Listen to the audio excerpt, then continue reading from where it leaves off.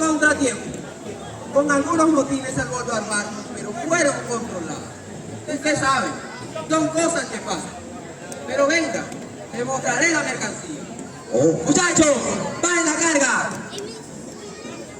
¿Qué sucede? Ponga orden, por favor. ¿No ve que estamos en medio de una venta muy importante? Descuide, señor. Eso fue una negra muy vieja que no aguantó el viaje y murió. El blanco, que tenía grandes extensiones de cacao y propiedades por toda la región, tenía el privilegio de escoger la primera carga de negros esclavizados.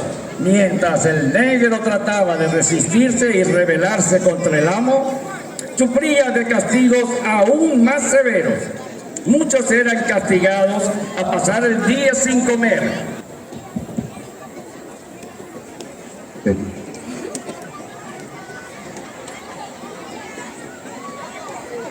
Esa resplandeciente, la que salvó las haciendas de cacao.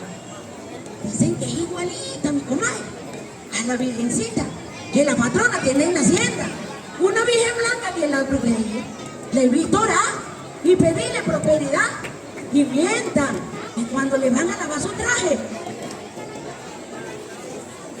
lo consiguen sucio y con cariño, comadre. No así, comadre.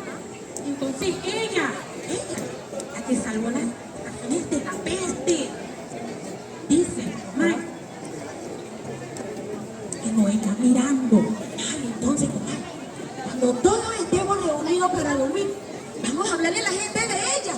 Y todos en silencio, vamos a pedirle a la gente que le deje a la virgencita que nos cubra con su divino manto. De boca, comadre, que dice que ella es protectora de los humillados y maltratados como nosotros. ¿Y qué otra cosa más han dicho, comadre?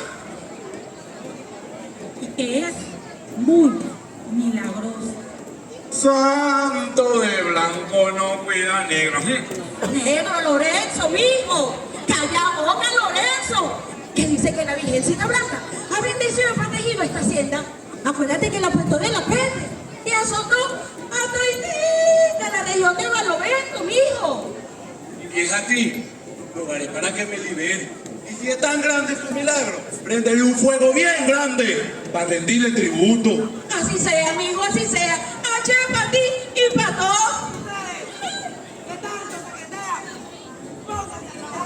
A una imagen blanca muy parecida a una imagen venerada por ellos.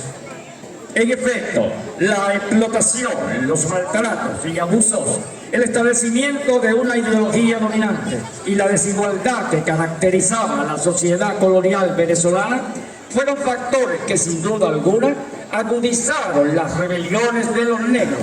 Dígame, ¿qué lo trae por acá? Bueno, lo que vengo a tratar con usted es muy importante. Vengo a hablar de negocio.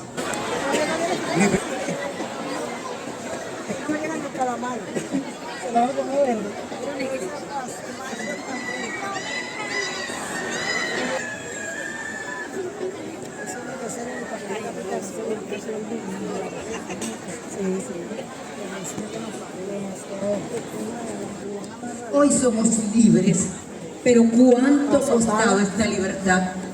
Cuando las leyes humanas fueron injustas, las leyes divinas intercedieron para evitar tanta injusticia. En la diversidad entre nuestros indígenas, negros y blancos, entretejieron la fibra natural y auténtica. Argumento, tierra ardiente, es imagen de reconocimiento evidente de grandes contrastes, donde se dieron cita los más bárbaros géneros de esclavitud. Levanta tu cara con dignidad, que esta tierra es nuestra. Hoy cantaremos todos, alzaremos juntos la voz para seguir con la lucha que el negro nos enseñó.